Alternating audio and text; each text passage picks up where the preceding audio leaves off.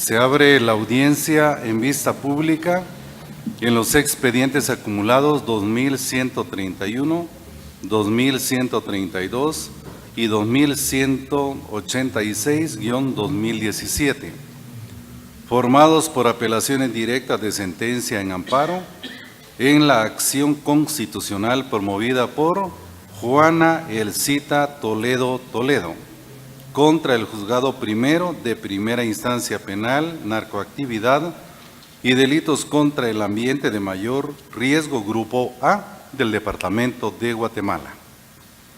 La señora Secretaria General Adjunta de la Corte dará lectura a la parte conducente de las consideraciones y la parte resolutiva del fallo apelado y efectuará las advertencias reglamentarias de la presente audiencia. Por favor. Gracias. Es acto reclamado en el presente amparo la resolución de fecha 30 de noviembre del 2016 dictada por la autoridad impugnada, por medio de la cual se resolvió sin lugar la actividad procesal defectuosa por el señalamiento de defectos absolutos promovido por la amparista y otros sindicados contra la resolución de 3 de abril del 2015 que, entre otros, ordenó la prevención de los procesados por los delitos de atentado, coacción, amenaza, secuestro, instigación a delinquir, obstaculización a la acción penal en relación a los eventos ocurridos el 23 de enero del 2014 en el municipio de Santa Eulalia, departamento de Huehuetenango. La Sala de la Corte de Apelaciones del Ramo Penal de Procesos de Mayor Riesgo y de Extinción de Dominio, constituida en Tribunal de Amparo, en su sentencia de fecha 7 de abril del 2017, consideró: del análisis integral del artículo 283 del Código Procesal Penal, del artículo 1 del Acuerdo 44-2007 de la Corte Suprema de Justicia, así como del informe circunstanciado rendido por la autoridad recurrida y la resolución impugnada, este Tribunal Constitucional establece que la autoridad recurrida actúa en el ejercicio de sus facultades legales, en virtud que la resolución contra la que se interpone la actividad procesal defectuosa de defectos absolutos se trata de una solicitud de órdenes de aprehensión realizada por el agente fiscal en representación del Ministerio Público al juez de turno de primera instancia penal, narcoactividad y delitos contra el ambiente. Resolución que no afectó la competencia material, territorial o funcional, ya que el acuerdo antes indicado le otorga competencia funcional para librar las órdenes de aprehensión correspondientes, motivo por el cual la autoridad recurrida, al percatarse de lo anteriormente indicado, declara sin lugar la actividad procesal defectuosa de defectos absolutos, en virtud que no fueron advertidos defectos en la misma que deban ser subsanados por medio del remedio procesal antes indicado. Por lo que este tribunal concluye que la juzgadora dictó su resolución apegada a la ley, resolución que no viola ninguno de los derechos o principios fundamentales indicados por la amparista ni constituye agravio alguno, por lo que este Tribunal Constitucional concluye que debe denegarse el amparo solicitado y así debe resolverse. Con base en las anteriores consideraciones, el Tribunal de Primer Grado resolvió: se deniega el amparo solicitado por Juana Elcita Toledo Toledo contra la resolución de fecha 30 de noviembre del 2016 dictada por el juez primero de primera instancia penal, narcoactividad y delitos contra el ambiente para delitos de mayor riesgo Grupo A por las razones indicadas. No se hace condena en costas ni se impone multa alguna por lo considerado. De conformidad con lo que establece el artículo 67 del Acuerdo 1-2013 de la Corte de Constitucionalidad, quien haga uso de la palabra en la presente audiencia deberá dirigirse directamente al tribunal, expresar sus alegaciones en forma oral, conforme el objeto de la vista pública previsto en el artículo 61 del referido acuerdo, y sin dar lectura a documentos, salvo que para ello se cuente con autorización previa del señor presidente. Concretarse al asunto planteado, ser breve, conciso y preciso en su exposición, no proferir expresiones irrespetuosas a las partes o a los miembros del tribunal. Y para la exposición de alegaciones, los intervinientes cuentan con un tiempo máximo de 15 minutos. Es todo, señor presidente. Muchas gracias. Pueden hacer uso de la palabra solicitante del amparo y apelante Juana Elcita Toledo Toledo, por medio de la mandataria judicial con representación, abogada María Estela López Funes, quien actúa con su auxilio. Muchas gracias, señor presidente. Buenos días, señores miembros de la Corte de Constitucionalidad, colegas que nos acompañan en esta audiencia y público presente. Actúo en mi calidad, como lo dijo el presidente, de mandataria judicial y abogada de la señora Juana Elcita Toledo Toledo. ¿Por qué el día de hoy estamos ante este Tribunal Constitucional? Estamos ante este Tribunal Constitucional porque precisamente se han vulnerado garantías y derechos constitucionales, que como lo refirió la señora secretaria al leer los antecedentes, no hemos obtenido una respuesta a esas denuncias de violaciones a derechos constitucionales que hemos hecho en todas las instancias, tanto ante la autoridad impugnada como ante la sala de mayor riesgo constituida en Tribunal Constitucional de Amparo. ¿Por qué me agravia el acto reclamado? Porque hay una violación al debido proceso y a la tutela judicial efectiva que reconoce y que protege el artículo 12 de la Constitución Política de la República de Guatemala, en virtud de que rechazó la promoción de defectos absolutos y eso la llevó a dictar una resolución vulnerando lo dispuesto en el artículo 44 de la Constitución Política de la República, que ellos no pueden declarar resoluciones que disminuyan, restrinjan o tergiversen los derechos que la Constitución garantiza. ¿Cuáles son las violaciones que nosotros denunciamos en esta acción constitucional de amparo? Primero, se violenta el derecho a un debido proceso y a la inviolabilidad a la defensa, que como dije está contenida y protegida en el artículo 12 de la Constitución, además de convenios y tratados internacionales como son el Pacto Internacional de Derechos Civiles y Políticos, la Convención Americana de Derechos Humanos, la Declaración Universal de Derechos Humanos, entre otros. También se violenta el derecho a la seguridad jurídica y a la tutela judicial efectiva, también establecidos y reconocidos en la Constitución Política de la República en su artículo 2, 44 y 46, 149, 203 y 204 de la Constitución. También se violenta el derecho a un juez imparcial, que obviamente también es una garantía que goza toda persona cuando es sometida a un juicio de cualquier naturaleza. Y por último, el derecho a un juez competente y preestablecido. ¿Cómo se concretan estas violaciones denunciadas? Me voy a referir y voy a hacer referencia a las audiencias que se celebraron previamente a cometerse de estas violaciones. El día 20 de abril del 2014, el Ministerio Público solicita el control jurisdiccional al juzgado de primera instancia penal y narcoactividad de delitos contra el ambiente de Santa Eulalia. ¿Con qué objeto? Con el objeto de solicitar que se citaran a 13 personas, entre ellas mi patrocinada, la señora Juana Elcita Toledo Toledo, a que prestaran declaración ante el tribunal por los hechos ocurridos en el Centro de Administración de Justicia el día 23 de enero del 2014. En esa oportunidad, el juez toma el control jurisdiccional, pero no realiza la audiencia. ¿Por qué razón? Porque el fiscal no tenía en sus manos el expediente de investigación y pospone esa audiencia para celebrarla el día 1 de diciembre del 2014. Fecha en la cual se vuelve a solicitar la audiencia unilateral y se celebra la misma y se solicita las órdenes, las citaciones de las personas, de las 13 personas y de mi sindicada, entre las que está mi patrocinada, perdón. El juez, al escuchar los argumentos, ¿qué hace? se excusa porque tiene una causal de excusa y no resuelve la petición presentada por el Ministerio Público. Queda pendiente y eleva las actuaciones a la sala para que resuelva su excusa. Se queda pendiente esta situación. ¿Qué hace el fiscal?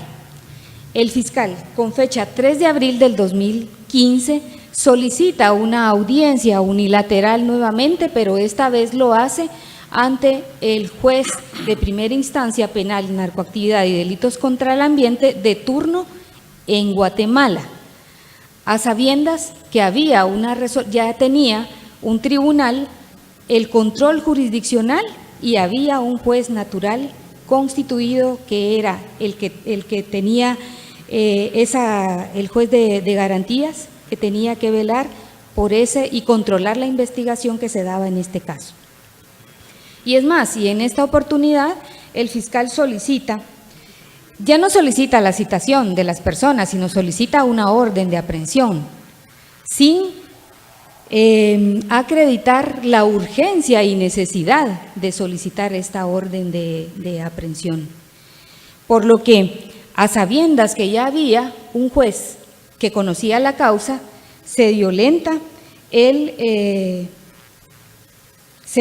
la garantía de contar con un juez preestablecido y competente, se violenta la competencia del Tribunal de Santa Eulalia. ¿Por qué razón decimos esto? Porque aun y cuando hay un acuerdo de la Corte Suprema de Justicia, que es el acuerdo 44-2013 me parece, perdón, en el que el 44-2007, perdón, en el que la Corte Suprema de Justicia le da competencia al juzgado de primera instancia penal, narcoactividad y delitos contra el ambiente de Guatemala de turno para que conozca en todo Guatemala. Sin embargo, ese acuerdo tiene también límites. ¿Y cuáles son esos límites? Primero que nada, pues establece que debe de acreditarse una urgencia y necesidad. Yo solicito autorización al tribunal para leer lo que en efecto el acuerdo 144 en su artículo 1 establece. Puede hacerlo en sus partes conducentes. Muchas gracias. El artículo dice: en ningún momento la prórroga de competencia otorgada a los jueces del juzgado de primera instancia penal, narcoactividad y delitos contra el ambiente de turno, con sede en el municipio de Guatemala, podrán interrumpir el procedimiento que se siga ante otro órgano jurisdiccional o afectar la competencia material, territorial o funcional de los jueces con competencia en materia penal, narcoactividad y delitos contra el ambiente. Aquí no hubo ninguna justificación, precisamente por eso es que se afecta la competencia material y territorial del juez natural, porque el juez sustrajo la causa del juez natural competente y preestablecido, afectando, como dije, la competencia material y territorial, que ninguno de los tribunales o de las instancias judiciales a las que hemos acudido han querido ver de esa manera. Porque precisamente por eso es de que existe esa garantía constitucional de tener un juez preestablecido para que sea el que conozca y que no cualquier tribunal pueda venir y dar instrucciones o ordenar en un expediente que ya está previamente judicializado y tiene un control jurisdiccional. Seguidamente, en esa audiencia del día 3 de abril del 2015, se dan las siguientes vulneraciones. Como ya dije, se vulnera la garantía de un juez independiente e imparcial, porque el juzgador utiliza como elemento de convicción para dictar la resolución de orden de aprehensión un oficio en el que ya se había decretado la orden de aprehensión y se le daba la orden a la Policía Nacional Civil para aprehender a las 13 personas, entre ellas la señora Juana Elcita Toledo. ¿Qué significa esto, señores magistrados? que el juez de primera instancia ya tenía una decisión previamente tomada a la celebración de la audiencia en la que se iba a conocer la petición del Ministerio Público, vulnerando, obviamente, la garantía de juez independiente e imparcial, porque él ya había decidido cómo iba a resolver previamente a que se celebrara la audiencia. Por eso, yo también solicito autorización para leer lo que el audio de la audiencia del 3 de abril se escucha y que el juez determina. Al lugar. Bueno, el juez sustenta su resolución en el oficio correspondiente dirigido a la Policía Nacional Civil, en el cual ordena la aprehensión inmediata de dichas personas. Esto consta en el audio en el minuto 28.32 al 28.56, que documenta la audiencia del 3 de abril del 2015. Esto es lo que nos permite concluir que el juez ya había tomado una decisión de ordenar la aprehensión, por lo que se vulnera el principio y garantía de juez independiente e imparcial. Seguidamente, el juez en ese oficio emite el oficio de orden de aprehensión dirigido a la Policía Nacional Civil.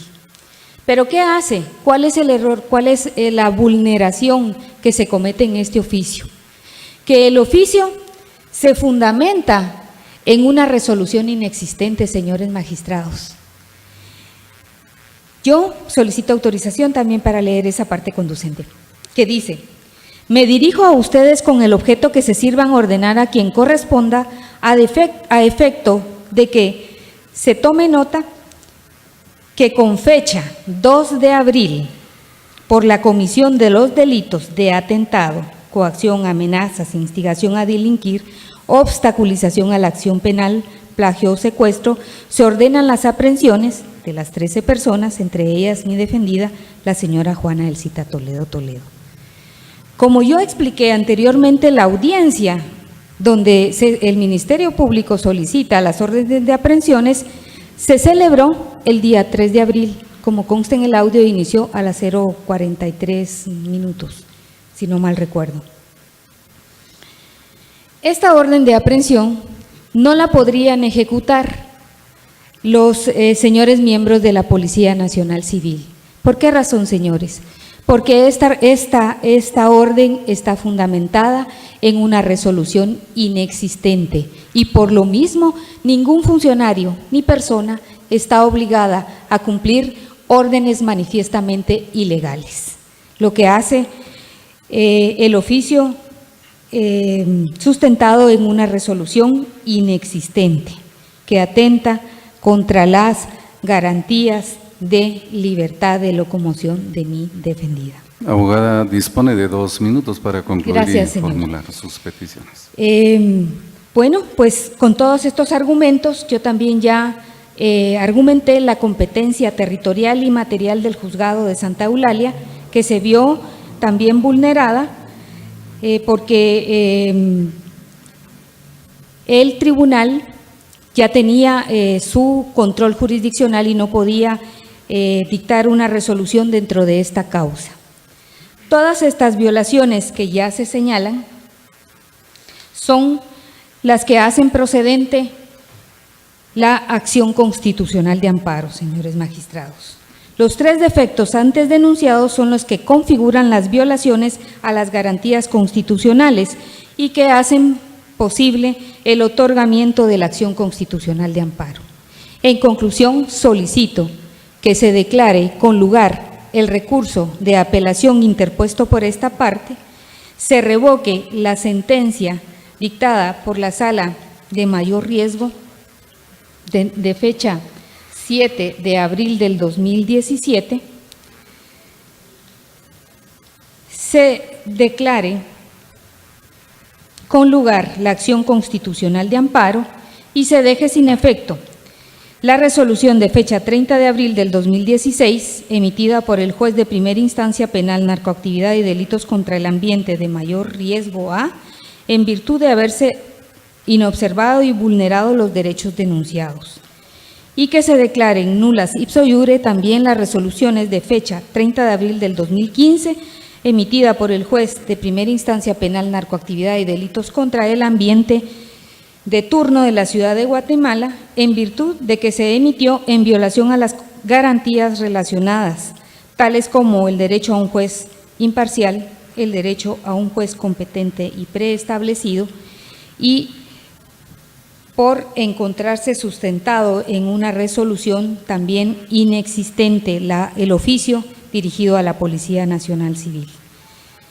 Y se realicen las demás declaraciones que este tribunal considere pertinentes. Muchas gracias, señores magistrados. Va usted. Continúa la audiencia con la intervención de los terceros interesados en el amparo y apelantes, requirientes de la vista pública.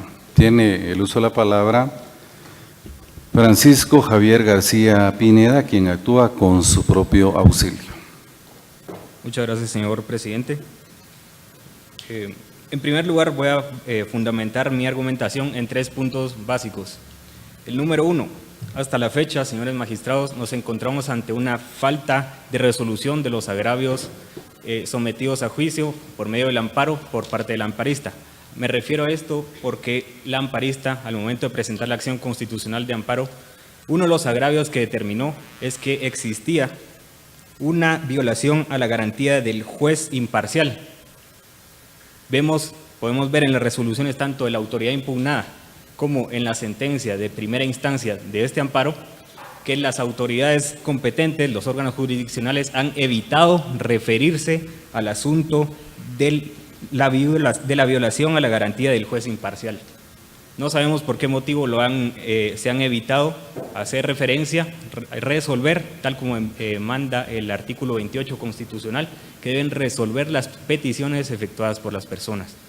Por tanto, señores magistrados, la primera solicitud que realizo es en el sentido que ustedes tienen el deber de analizar y resolver, con base en el artículo 28 constitucional, la petición efectuada por la amparista en el sentido de analizar la vulneración a la garantía del juez imparcial. El segundo punto que me refiero, señores magistrados, es la vulneración específicamente a la garantía del juez imparcial. ¿A qué me refiero con esto? Pues tal como expone la abogada representante del amparista, el día 3 de abril del año 2015, ante el Juzgado de Primera Instancia Penal de turno de Ciudad Capital, el Ministerio Público solicitó audiencia unilateral para la procedencia o no de la emisión de órdenes de aprehensión. En este caso, el juez otorga la audiencia y al momento de que se inicia esta, el día 3 de abril de 2015 a las 0:45, al momento de recibir la solicitud de la Fiscalía, inicia su resolución. Al momento de la resolución, el juzgador, y consta en audio, ustedes lo pueden verificar, fundamenta su resolución en un oficio dirigido al director de la Policía Nacional Civil, en el cual ya había tomado la decisión de ordenar las órdenes de aprehensión. Es decir, estaba en una audiencia para decir si procedían o no las órdenes de aprehensión, pero el juez fundamenta su resolución en un oficio que ya había sido emitido, ya había sido dirigido al director de la Policía Nacional Civil. Este es fundamentalmente el agravio a la garantía de un juez de acceder a un juez imparcial, lo cual, como repito, ha sido evitado por las autoridades anteriores que han conocido este amparo para dar a conocer si es violatorio o no. Como lo argumentamos nosotros, es violatorio a la garantía de juez imparcial. Es decir, señores jueces, señores magistrados, que la audiencia del 3 de abril de 2015 se verifica que el juez ya tenía tomada una decisión, cuando menos un día antes de haberse realizado esa audiencia. Por tal motivo, es lógico pensar que de conformidad con el artículo 12 y 203 de la Constitución han sido vulnerados las garantías a un debido proceso y la garantía de acceder a un juez imparcial. El tercer punto, señores magistrados, me voy a referir a la vulneración a la garantía de acceder a un juez natural, competente y preestablecido. Tal como expuso la abogada que me antecedió, La causa penal identificada con el número 268 del año 2014 ya tenía un juez contralor, un juez natural competente y preestablecido desde el día 20 de noviembre de 2014 en el municipio de Santa Eulalia, Huehuetenango. No bastando ello, el mismo auxiliar fiscal que llevaba la causa penal en el municipio de Santa Eulalia decide sustraer la causa del juez natural competente y preestablecido y la somete a conocimiento de un juez de turno de Ciudad Capital. Como se puede verificar también en audio, que consta en el expediente, en esa audiencia del 3 de abril de 2015, el auxiliar fiscal omite hacer uso de los principios constitucionales y de los principios del derecho penal acusatorio y en ningún momento hace referencia a los motivos que sustentan una urgencia del por qué se está llevando a cabo la diligencia. Es decir, que el juez no tenía habilitado, el juez de turno no tenía habilitado esa facultad que le otorga el artículo 1 del Acuerdo 44-2017, que como requisito 44-2007 de la Corte Suprema de Justicia, que como requisito habilitante determina que se debe establecer la urgencia de la diligencia. Si ustedes verifican a lo largo de la audiencia del día 3 de abril de 2015, en ningún momento se hace referencia al carácter habilitante de la urgencia por la cual se llevó a cabo el día 3 de abril de 2015. Por lo tanto, señores magistrados, existe una notoria incertidumbre en cuanto a quién es el juez contralor. Si el juez natural competente y preestablecido desde el 20 de noviembre de 2015, o bien si la Fiscalía puede acudir a cualquier órgano jurisdiccional, sustrayendo la causa del juez natural competente y preestablecido. Por tanto, señores magistrados, el debido proceso se ha vulnerado y es con hechos notorios que se pueden verificar con el audio de la audiencia del día 3 de abril de 2015 y con el oficio emitido por el juez con anterioridad a esa audiencia que tenía por objeto conocer si procedía o no la emisión de las órdenes de aprehensión. Y por tanto se ha vulnerado la tutela judicial efectiva en favor de muchas mujeres que han sido criminalizadas a partir de un proceso notoriamente viciado con agravios constitucionales. Por lo tanto, señores magistrados, la petición concreta que se realiza es que se declare con lugar la presente apelación, se revoque la resolución de primer grado, venida en grado, y por efecto se otorgue la protección de amparo solicitada por la amparista con efectos para los terceros interesados, específicamente para las personas que se encuentran en un proceso viciado en una orden de aprehensión emitida con anterioridad al 3 de abril de 2015. Muchas gracias. Corresponde ahora el turno a María Toledo Juan, por medio del mandatario judicial con representación, abogado Hugo Leonel Archila, quien actúa con su auxilio. Gracias, señor presidente. No quiero ser reiterativo con los argumentos ya vertidos por los abogados antecesores, pero quiero manifestarles que este proceso judicial se inicia el 20 de noviembre del año 2014. Ahí se forma una carpeta judicial que adquiere el número 1305-2014-268. En ese expediente, originalmente el Ministerio Público, el 1 de diciembre del año 2014, se cite a 13 personas, dentro de las cuales se encuentra mi representada María Juan Toledo. No obstante que ya existía un órgano jurisdiccional conociendo esta causa, se da esa solicitud al juzgado de primera instancia de Santa Eulalia y se les solicita al juzgado que se cite a estas personas y se les haga una sindicación de los delitos de atentado, coacción, amenazas, detenciones ilegales, instigación a delinquir y obstaculización a la acción penal. tomemos en cuenta, señores magistrados, en esta primera actuación el Ministerio Público tiene esos tipos penales, pero habla de detenciones ilegales. Posteriormente, a sabiendas que el juez se había excusado en esa oportunidad, estaba pendiente de resolverse la situación de fijar la fecha para la citación de estas personas que estaban anuentes a colaborar y a presentarse al órgano jurisdiccional competente. Pero a espaldas de esas actuaciones y en agravio de nuestros representados, el día 3 de abril del año 2015, el mismo fiscal, tomemos en cuenta, señores magistrados, el mismo fiscal que estaba realizando las diligencias en el juzgado de Santa Eulalia, se viene a la capital y solicita que se realice una audiencia para pedir que se ordene la aprehensión de estas 13 personas, dentro de las cuales está mi representada María Juan Toledo, violentando definitivamente garantías constitucionales como la de juez natural y preestablecido, generando inseguridad jurídica y un litigio malicioso, ya que el fiscal sabía de antemano que efectivamente existía un trámite pendiente que resolverse dentro del juzgado de Santa Eulalia. Ya se habían elevado las actuaciones a una sala para que se decidiera quién iba a seguir conociendo de dicha, o si se aceptaba la excusa del juez. Y estaba pendiente fijar la fecha para que nuestros representados acudieran al órgano jurisdiccional a solventar su situación jurídica, estando en ese momento ellos colaborando con el Ministerio Público.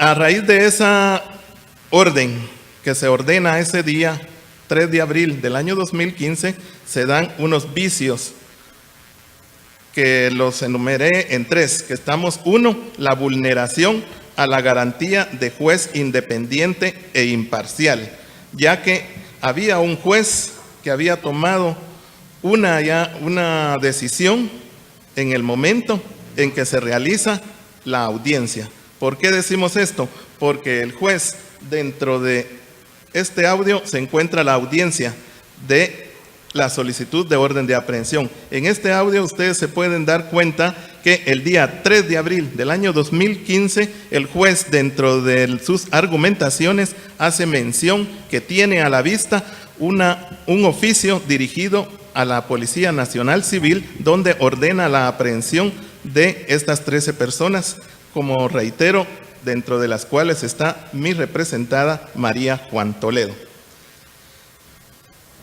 Cabe mencionar que se da un segundo vicio: la ilegalidad del oficio dirigido a la PNC, ordenando ejecutar la aprehensión de estas 13 personas, sin respaldo de una resolución judicial. ¿Por qué lo digo, señores magistrados? Porque acá tenemos el oficio que se dirige a la Policía Nacional Civil, donde arriba dice 3 de abril del año 2015. Y anteriormente les mencioné que la audiencia se celebró el día 3 de abril del año 2015. Pero lo grave está en que en el texto de este documento se menciona que se ordena la aprehensión de estas personas según la resolución de fecha 2 de abril del año 2015. Tenemos un tercer vicio que nosotros detectamos en esta resolución, que afecta a la competencia territorial y material del juzgado de Santa Eulalia. ¿Por qué afirmamos esto? Porque se sustrajo ilegalmente la competencia funcional del juez natural y preestablecido, ya que se encontraba pendiente de resolverse una citación que y en la audiencia no se acreditó de conformidad con el artículo 1, último párrafo, del acuerdo de la Corte Suprema de Justicia 44-2007. De acuerdo a ese artículo, no se cumplieron los presupuestos establecidos en él. ¿Por qué? Porque no se determinó el carácter de urgencia de esta diligencia. ¿Y por qué lo digo? Que no se realizó ningún carácter de urgencia porque no hubo ninguna operación posterior a haber otorgado esta orden de aprehensión por parte del Ministerio Público, donde hubiera podido argumentar que ya que estaban ellos en un momento en que podrían fugarse del país o que estaban en una situación que querían escapar. Jamás acreditó circunstancias como esas el fiscal para poder retrotraer la competencia material y territorial que le correspondía al juzgado de Santa Eulalia, ya que ya existía un órgano jurisdiccional asignado para resolver los hechos que habían sucedido el 23 de enero del año 2014. Estos son los 3 vicios que yo detecto dentro de la resolución y de el oficio que se dirige a la Policía Nacional Civil. Ahora entramos al análisis de lo que es la resolución que emite la sala cuando se presenta el amparo, en virtud de que el juzgado de primera instancia, cuando se presenta en una solicitud determinando los defectos absolutos, no nos resolvió ni nos restituyó las garantías constitucionales ahí violentadas. Lo más grave en esta otra etapa, señores magistrados, lo constituye el vicio del acto impugnado en la presentación de la apelación, ya que se dio en ese ínterim una falsedad del informe circunstanciado rendido por la autoridad impugnada ante el Tribunal Constitucional. ¿Por qué lo digo? Porque acá tenemos, señores magistrados, el informe circunstanciado de las actuaciones y en la segunda hoja, en el reverso, se indica y se afirma falsamente haber tenido la resolución del día 2 de abril del año 2015, cuando todos sabemos que se evidenció que esa audiencia se hizo el día 3 de abril del año 2015. Además, este oficio omite información de los actos jurisdiccionales ya realizados en Santa Eulalia con anterioridad a esta resolución, ya que estaba pendiente de resolverse si aceptaban la excusa del juez y si la hubieran aceptado, la asignación de un nuevo juez, y estaba pendiente definir la fecha de presentación de las personas que se había solicitado su participación en una audiencia. Señores jueces, esto nos lleva a la vulneración de varios derechos de nuestros patrocinados. El derecho de defensa y debido proceso contenido en el artículo 12 de la Constitución, que nos conlleva a violentar garantías del juez independiente e imparcial, y también nos violenta la garantía de juez de la competencia y la competencia ya preestablecida de un juez. Además, señores magistrados, se obliga de resolver conforme la ley a los jueces, cuestión que en este caso no se da porque el juez no resuelve conforme a la ley, ya que violenta los presupuestos establecidos en el acuerdo 44-2007. Se violenta también la seguridad jurídica y tutela judicial. Esto de conformidad con los artículos 2, 44, 149 y 154 de la Constitución y artículos 1, 8, 25 de la Convención Americana. También consideramos que esta violenta la no ejecución de órdenes judiciales violatorias de conformidad con el artículo 156. En relación a la violación de órdenes ilegales, la sala, al emitir su resolución, no hace referencia a que los defectos absolutos de la denuncia se analizaron y se resolvieron en su análisis. No corroboró tampoco la sala que el oficio dirigido a la PNC estaba fundamentado en una resolución inexistente, por lo que ni la resolución ni el oficio mencionado pueden ejecutarse legalmente. Porque harían incurrir en violación de la ley al artículo 156 constitucional, por lo que, aunado a todo esto, y por si fuera poco, no se verificó en el audio, como mencioné, adjunto al memorial inicial del amparo, para determinar la falsedad de la información proporcionada por, pongamos atención, señor magistrado, por el mismo juez que incurrió en los errores e ilegalidades antes mencionados. Ya que si hubieran oído el audio, se hubieran podido dar cuenta de los errores que contienen.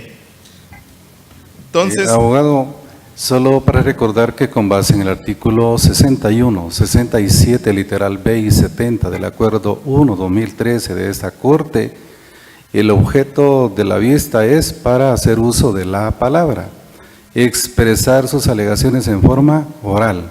Y si su deseo es continuar leyendo, pues habría que pedir autorización a la presidencia. gracias. Y recordarle que también ya estamos a 3 minutos de que vence el plazo para que el término del tiempo, para que usted pueda concluir y formular sus peticiones. Gracias, señor presidente. Estoy por concluir, señor presidente. Solo quisiera indicarle que nuestra petición concreta es que se declare con lugar el recurso de apelación planteado, que se revoque la sentencia devenida en grado de el amparo planteado ante la sala y como consecuencia se otorgue el amparo y se deje sin efecto tanto el oficio, la resolución dictada el 30 de noviembre del año 2016 por el Juzgado de Primera Instancia Penal, Narcoactividad y Delitos contra el Ambiente de Mayor Riesgo A, y se declaren nulas la resolución de fecha 3 de abril del año 2015 y el oficio dirigido a la Policía Nacional Civil de fecha 3 de abril del año 2015. Gracias, señor presidente. Muchas gracias. Ahora corresponde el uso de la palabra a los terceros interesados en el amparo, iniciando por el abogado Edgar Fernando Pérez Archila, quien actúa con su auxilio.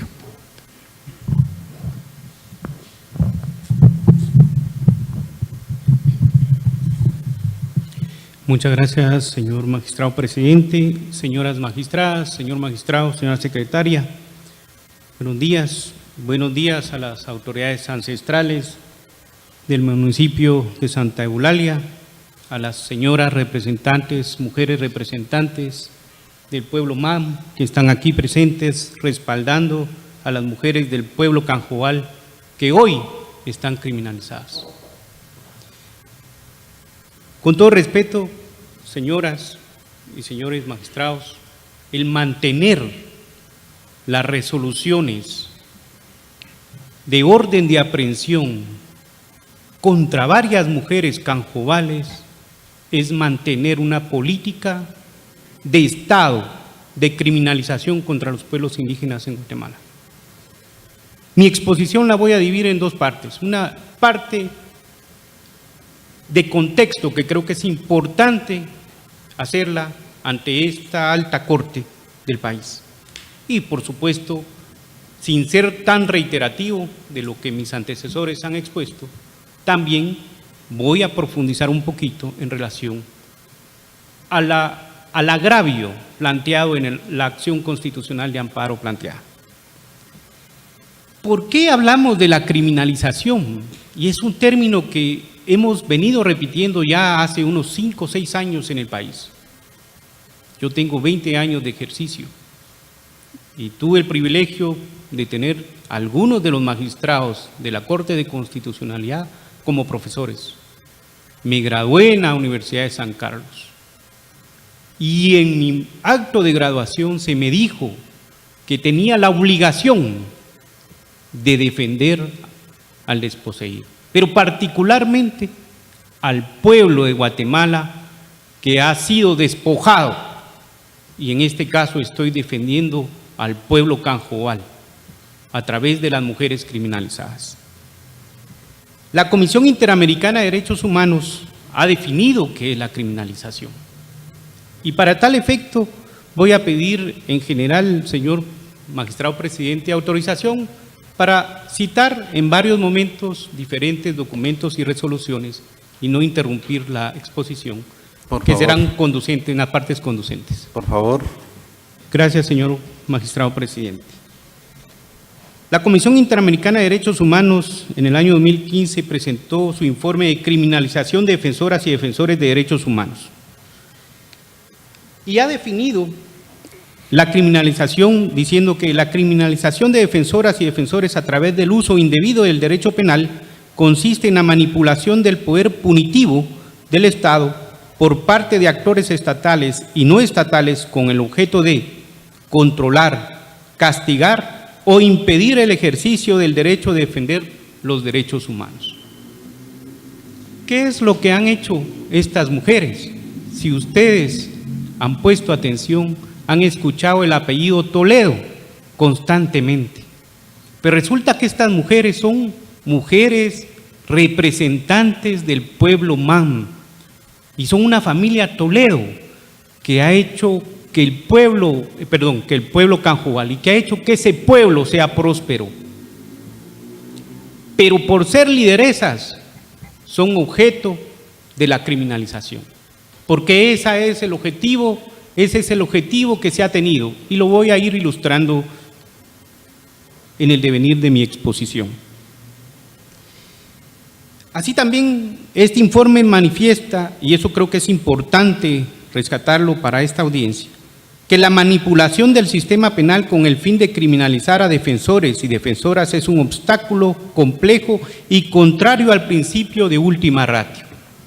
¿Qué es lo que defienden los líderes, autoridades ancestrales, mujeres lideresas y mujeres, autoridades ancestrales del pueblo canjoal? ¿Qué defienden? El territorio, sus recursos. Este es, según ellos, el sexto despojo histórico que tiene el pueblo maya y particularmente el norte de Huehuetenango. Y por eso han levantado su voz para defender sus derechos. ¿Y cuál es la respuesta del Estado? Usar indebidamente el derecho penal. El derecho penal que es violento, como dice el profesor Muñoz Conde, ¿verdad? El derecho penal es violento, pero ¿cómo se resuelve?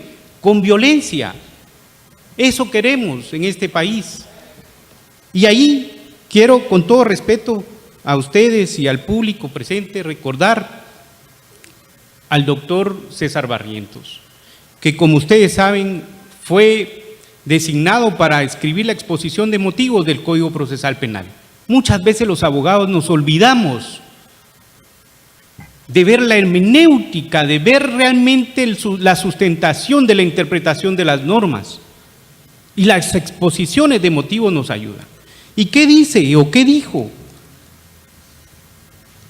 el doctor Barrientos? ¿Cuál es el fin del proceso penal? Se nos olvida, todos hablamos de buscar la verdad, pero se nos olvida ese fin inmediato, porque el fin inmediato es buscar la verdad, el responsable, las circunstancias, pero el fin inmediato es importante y lo voy a leer para no faltar a lo que él escribió.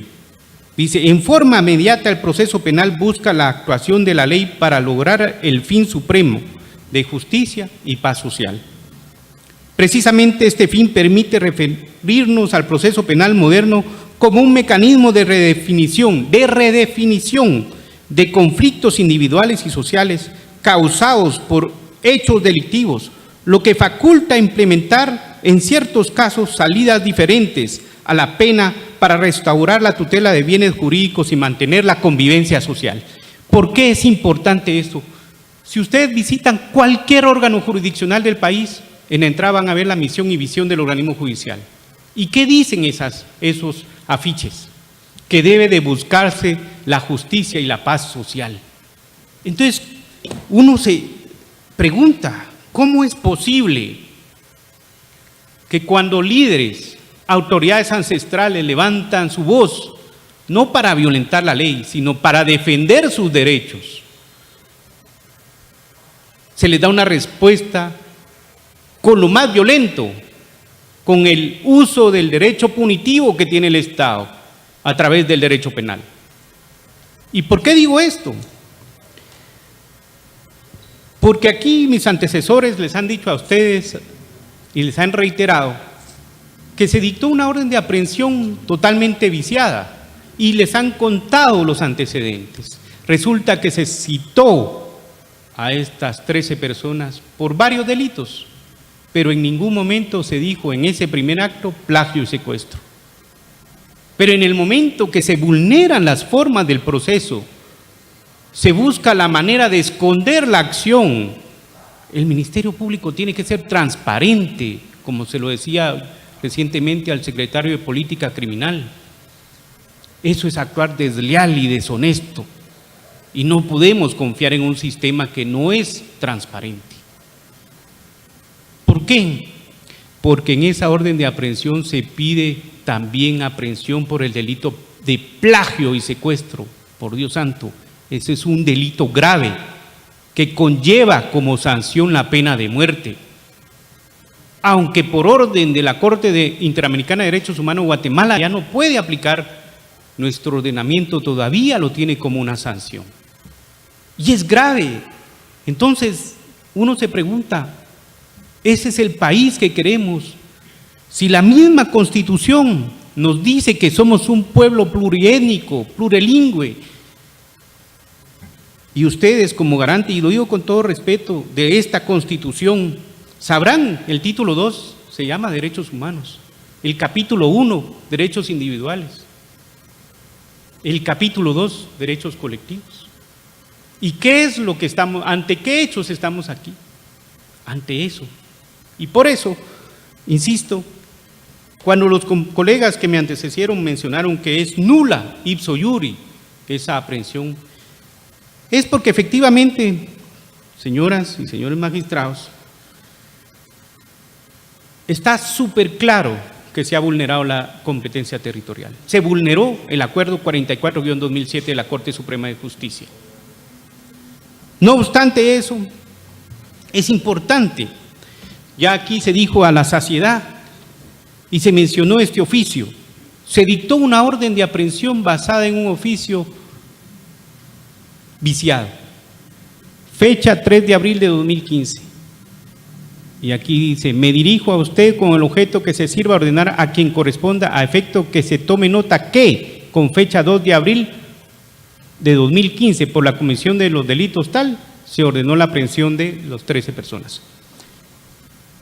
Si eso fuera poco, como ya se dijo, el informe circunstanciado, que sea dicho de paso, jamás nos los acompañan en las notificaciones, tenemos que irlo a buscar. Vulnera, pero no solo vulnera, sino evidencia una falsedad. Página 4 del informe, dice, dentro de la causa conexada en audiencia de fecha 2 de abril de 2015, el juez de primera instancia, pidió al Ministerio Público ordena aprehensión. ¿Y quién firma este informe? Pues es el juez contralor de turno, que en su momento la dictó, que es el licenciado Víctor Hugo Herrera Ríos. Entonces, insisto, señoras y señores magistrados, estamos ante un acto evidentemente viciado. Por más que queramos buscar una interpretación distinta, es evidentemente viciado.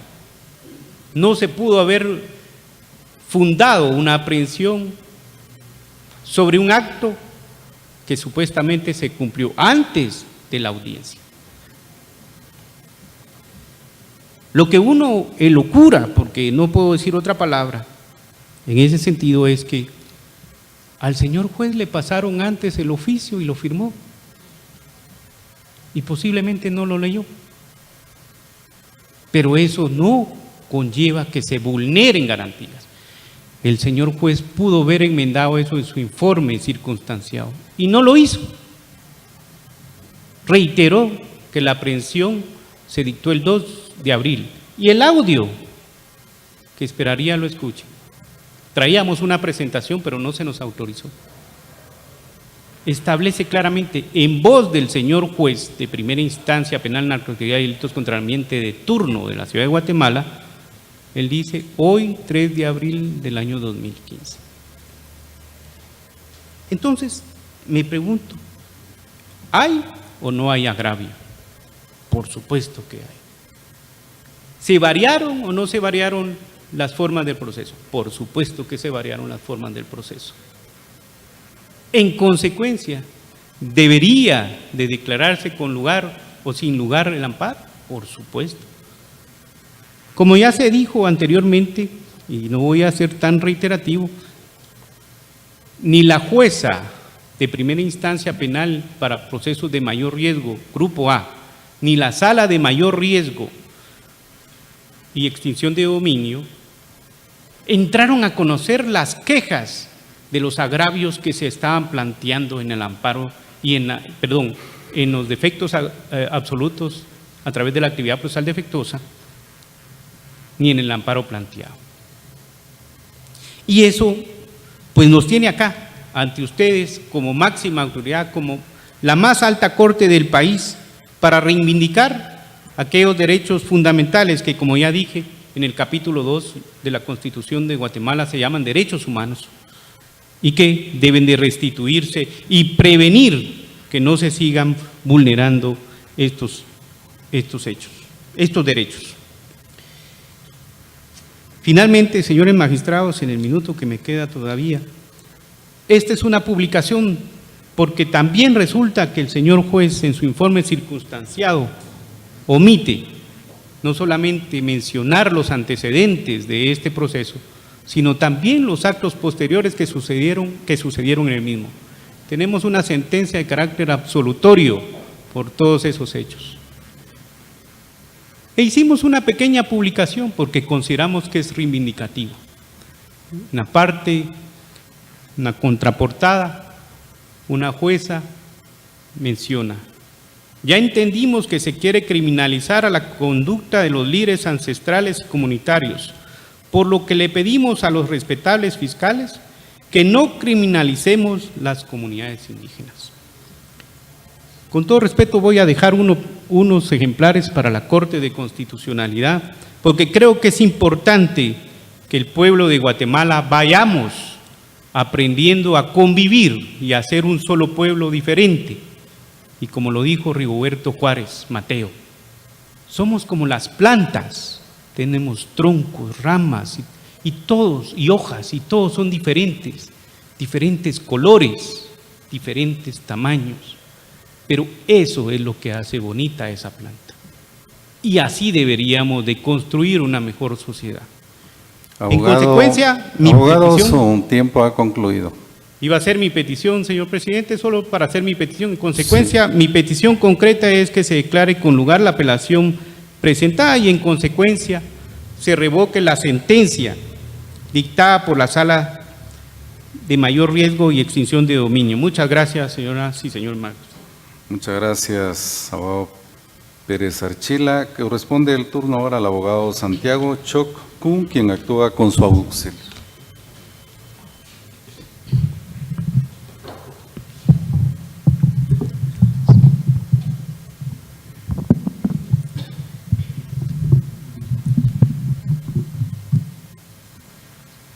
Muchas gracias, señor presidente de esta Corte de Constitucionalidad. Trataré de ser muy breve. Resulta que ayer en los medios de comunicación, en la televisiva y radial, se siguió difundiendo la información que creo que es del conocimiento del público y de Guatemala. A una persona la aprehendieron aparentemente con una orden de aprehensión girada por un juez, pero resulta que esa orden era totalmente ilegal, inexistente. Y es lo que puede pasar contra estas personas. Porque en realidad, no voy a ser reiterativo, pero señores magistrados, es que aquí, en esta carpeta, en esta causa, existe una orden de aprehensión vigente en contra de varias personas. Si la Corte de Constitucionalidad no corrige esto, estas personas van a ser aprehendidas. Resulta que cuando nos dimos cuenta de esta orden ilegal, ya explicaron mis antecesores por qué es ilegal. Presentamos las acciones legales correspondientes, porque esa es la vía legal. La Constitución, las leyes nos dan esas herramientas. Cuando nos dimos cuenta de que esa orden de aprehensión era ilegal, se presentó actividad procesal defectuosa. ¿Qué nos dijo la jueza? No tienen razón, la orden es legal. ¿Qué hicimos nosotros? Nos fuimos a la acción constitucional de amparo porque evidentemente habían violaciones a garantías y derechos constitucionales. El debido proceso, el derecho de defensa, la tutela judicial efectiva, todos estos derechos estaban siendo o fueron violados. Tampoco el Tribunal Constitucional de Amparo nos da la razón, nos dice no, si la resolución de la jueza es totalmente legal. Avalan esa resolución. Acudimos ante esta alta corte, solicitamos la apelación y en la apelación se solicitó también la protección constitucional interina. No nos otorgaron, lo digo con mucho respeto. Nosotros creíamos que esta alta corte iba a revisar cuidadosamente los antecedentes porque ahí venían, no nos dieron. Entonces estamos aquí en la vista pública de esta apelación y seguramente, y no lo dudo, los señores magistrados van a revisar cuidadosamente esto que estamos diciendo. Mis antecesores ya mencionaron cómo surgió este proceso y ahí se evidencian muchísimas cosas aparentemente legales, aparentemente lo digo. ¿Por qué? Porque se evidencia la mala fe del Ministerio Público de Santa Eulalia. Señores magistrados, este proceso inicia allá en Santa Eulalia, Huehuetenango. ¿Qué hace el fiscal? Solicita al juez, se citan a estas personas. No le funciona allá, viene acá en la ciudad capital y acude ante el juez de turno. ¿Y qué solicita? No solicitan sean citadas, solicita orden de aprehensión, que son instituciones procesales totalmente distintas. Ahí es donde está la mala fe del Ministerio Público. Y el juez, no sé si porque ya estaba cansado, porque ya era muy tarde, aparentemente resuelve y ordena aprehender a esas personas. Ya mis antecesores dijeron, y es que el juez un día antes había girado una orden de aprehensión, había girado un oficio, a la Policía Nacional Civil, un día antes de que se celebrara la audiencia unilateral donde el Ministerio Público solicitaba la orden de aprehensión. ¿Cómo es posible esto? Esto no es posible. Y ahí consta en los antecedentes, y aquí consta en el expediente, en la apelación que se presentó. Entonces, como vuelvo a reiterar, se violentan esos derechos del debido proceso, al derecho de defensa, a la tutela judicial efectiva, a la certeza jurídica de las resoluciones. Eso es lo que se está denunciando y esos son los agravios que no se pudieron subsanar, restablecer en las vías legales ordinarias. Por eso es que estamos aquí, porque hay agravio que únicamente mediante la acción constitucional pueden ser reparados. En consecuencia, señores magistrados, solicito ante ustedes, primero, revisar cuidadosamente. No cometan los errores de los magistrados de la sala ni del juez que al parecer no revisó los antecedentes, no escuchó el audio. Segundo, se declare con lugar la presente apelación. Tercero, se revoque la sentencia venida en grado por la sala y se ordene al juez que revoque esa orden de aprehensión que hoy por hoy está vigente, únicamente. Queda en el uso de la palabra el abogado Benito Morales Lainez, quien actúa con su auxilio. Jari Congel, muy buenos días y bienvenidos a todos. Señores magistrados de este tribunal, muy buenos días. Yo no voy a decir que voy a ser reiterativo, más bien que me han dejado sin palabras mis antecesores, porque yo creo que está suficientemente explicado. Y más bien quisiera como matizar algunos detalles, en mi opinión, con un poco más de claridad, con el respeto a los colegas, y quizá responder algunas interrogantes que quedaron en el aire de los colegas, como que a saber por qué, ¿no? Yo estoy plenamente convencido que lo que estamos viendo y evidenciando en este momento es el poder económico que tiene cooptado al sistema de administración de justicia, y lo voy a explicar por qué.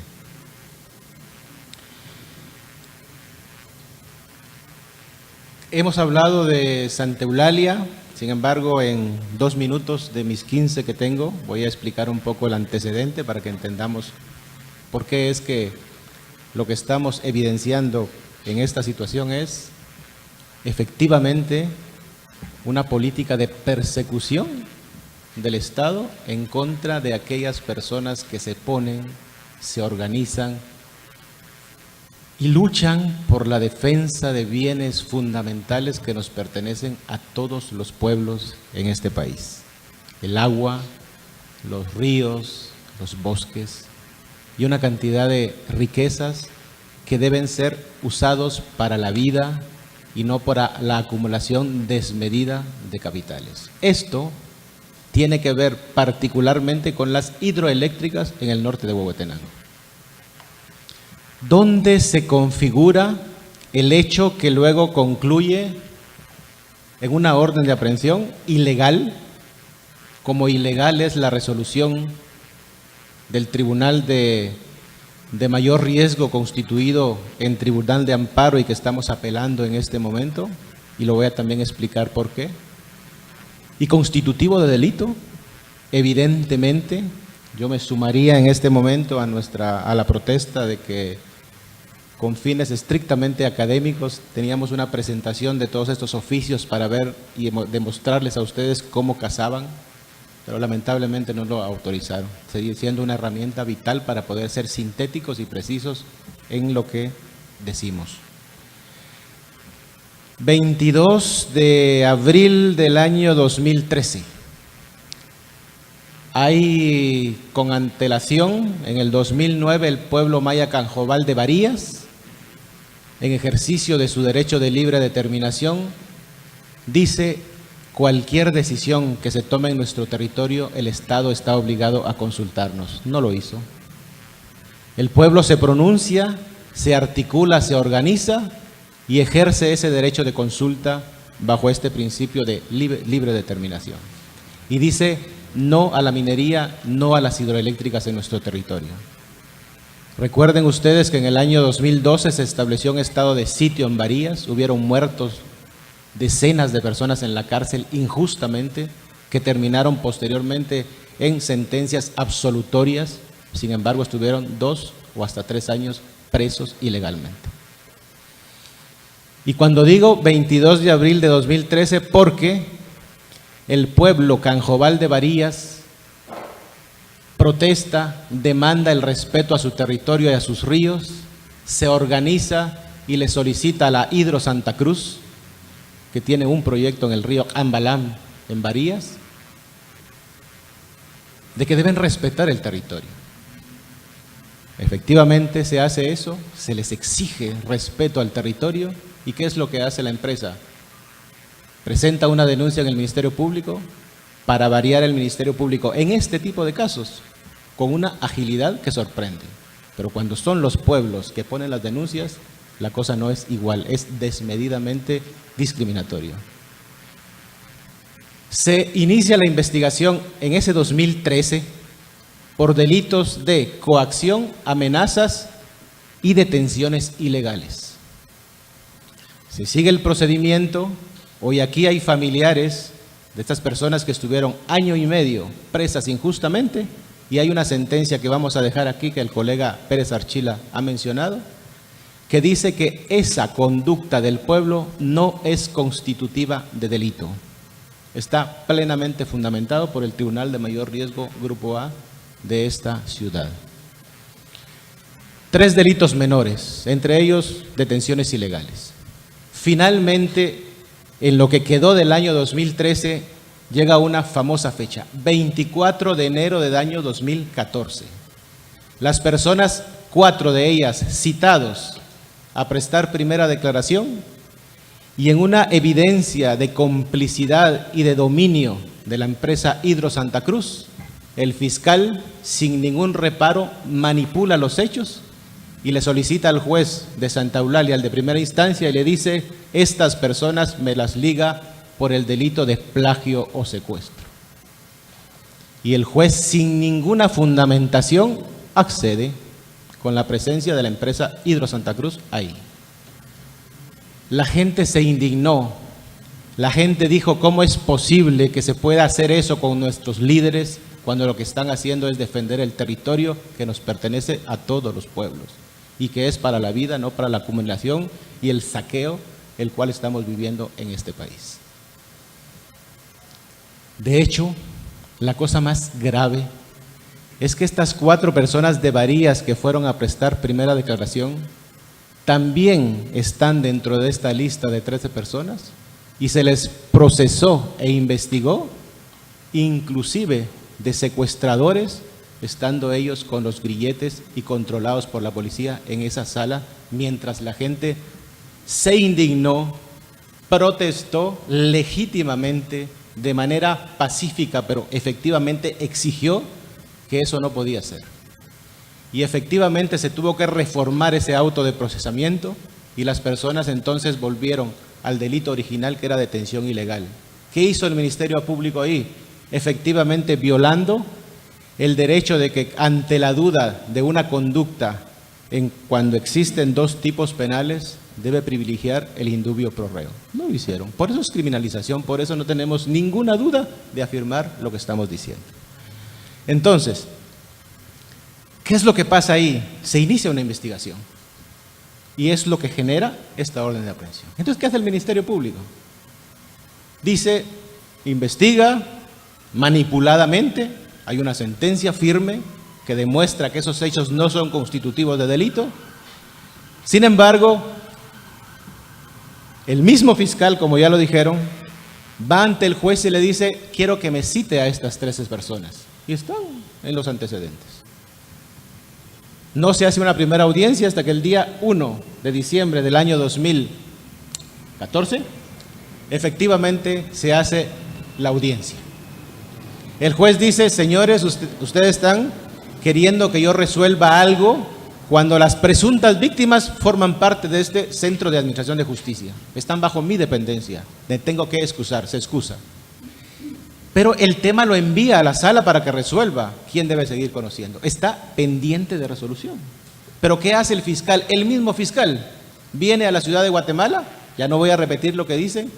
Simplemente voy a decir: señores magistrados, ustedes tienen que, en esta sentencia, marcar la línea en el tema de los jueces de turno. Si nosotros dejamos que los fiscales se les ocurre ir a pedirle a un juez de turno en cualquier momento sin demostrar la urgencia de la medida, estamos distorsionando totalmente el sistema penal. Cualquiera se le puede ocurrir y venir y pedirle a aquel juez que ordene una aprehensión. Eso es absolutamente ilegal. Señores, lo que estamos diciendo en otras palabras es que un oficio dirigido a una institución deviene de una resolución. Pero lo absurdo de esto es que el juez dice: accedo a lo que pide el Ministerio Público y me baso en un oficio con una fecha de un día anterior. Eso es ilegal. Pero no solo es ilegal, tiene desde hace aproximadamente 2 años y medio en el territorio Canjobal, en el norte de Huehuetenango, literalmente presas a un grupo de mujeres que hoy no pueden estar aquí, que no pueden movilizarse, por el temor de que sean detenidas y procesadas y sin ninguna duda mandadas a prisión sin considerar más elementos, porque lo que hay aquí es la decisión de utilizar el sistema de justicia para criminalizar, y no porque la gente sea criminal, es simple y sencillamente porque está cumpliendo una responsabilidad que debería ser de todos: defender nuestros bienes, porque los bienes son para nosotros y para la vida, y no para el saqueo. Debo recordar, Mina Marlin terminó sus operaciones, 33,000 millones de quetzales se llevó y al Estado le quedaron 700 millones. Hagamos la proporción. Entonces, sin embargo, también lo más sorprendente es que en este amparo, ya lo dijeron los colegas, hay un informe circunstanciado como parte del procedimiento. Y el juez, esta misma persona que violentó el debido proceso en esa audiencia unilateral, sin ningún pudor, sin ninguna vergüenza y sin ninguna pena, manda un informe afirmando que esa resolución se dictó el 2 de abril del año 2015. Eso es falso. Entonces, yo soy Tribunal Constitucional de Amparo. ¿Qué hago? Un amparista me explica y me desarrolla los elementos de manera concreta. Recibo un informe circunstanciado que me dice lo contrario. ¿Qué debo hacer yo? Obviamente tengo que confrontar. Están los audios, están los documentos físicamente, está todo. En todo caso, la responsabilidad que tuvo que haber asumido la Sala de Mayor Riesgos constituido en Tribunal de Amparo, al menos haber certificado, si no incurre en el delito de omisión de denuncia. Pero esta resolución también es constitutivo, esto que estamos apelando es constitutivo de prevaricato doloso. Está fundamentando una negación de amparo basado en hechos falsos. Me sumo a lo que el colega Santiago ha manifestado. Es nuestra responsabilidad ser minuciosos como este tipo de cuestiones. Porque es que no estamos hablando de otra cosa, sino de una cosa extremadamente grave. Mujeres canjobales en este momento están prisioneras en su territorio. Hombres canjobales y mestizos en el norte de Huehuetenango tienen la misma situación. Son una cantidad de casos, precisamente porque no es litigio malicioso, es el poder económico que está penetrado en el sistema de justicia, que está rigiendo las actuaciones en un momento determinado. Se están cometiendo graves violaciones. Esto es un asunto sencillo, señores magistrados. Basta con tomarse unas horas, corroborar todo lo que estamos diciendo y ustedes van a establecer plenamente que todo lo que estamos diciendo es un asunto concreto que se puede determinar. Finalmente, entonces, quisiera pedir que se acoja este recurso de apelación, que se revoque la sentencia venida en grado dictado por el tribunal constituido en Tribunal de Amparo. Pero, magistrados, yo esperaría que fuéramos minuciosos, porque es nuestra responsabilidad, y no quisiéramos una sentencia, y lo digo con todo respeto, que se ordene al Tribunal Constitucional de primer grado que fundamente su resolución, porque tampoco tiene fundamentación lógica, sino que ustedes, basados en el último párrafo del artículo 44, el artículo 4 de la ley del organismo judicial, declaren nula de pleno derecho esta situación y estas resoluciones. Se debe, señores magistrados y señoras, ordenar que se revoque de manera inmediata esa orden falsa, esa orden que, aunque sea un minuto antes la hubieran hecho, es ilegal, porque la orden deviene de una resolución que nunca existió. En ese sentido, entonces, solicito que se revoque esa resolución y que se certifique al Ministerio Público, o de otra manera, aquí hay una representante del Ministerio Público que conoce ya estos hechos, para que proceda conforme a la ley, en el sentido de que el juez Ríos ha cometido falsedad, ha cometido prevaricato, la sala constituida en Tribunal de Amparo ha constituido prevaricato doloso porque se fundamentó en información falsa, a sabiendas y pudiéndolo corroborar, y al menos también en el delito de omisión de denuncia. Insisto, señores magistrados, no podemos esperar de este tribunal que haya una resolución que diga que solo hay que fundamentar la resolución. Hay que ordenar esto, y también quiero reiterar un punto, y con eso termino, diciendo que hay que poner un límite y garantizar que efectivamente el Ministerio Público, cuando recurre a un tribunal de turno, debe acreditar fehacientemente la urgencia. Si no, estamos permitiendo la distorsión total del sistema de administración de justicia penal. Muchas gracias.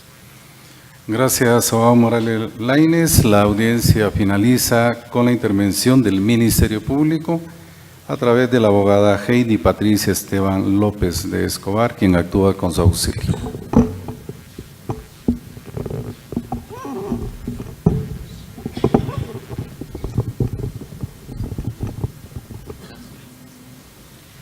Muy buenos días, señor presidente. Muy buenos días, honorables magistrados y magistradas de la Corte de Constitucionalidad, señora secretaria, señores abogados que me han antecedido en la palabra y demás personas que se encuentran en esta sala de vistas.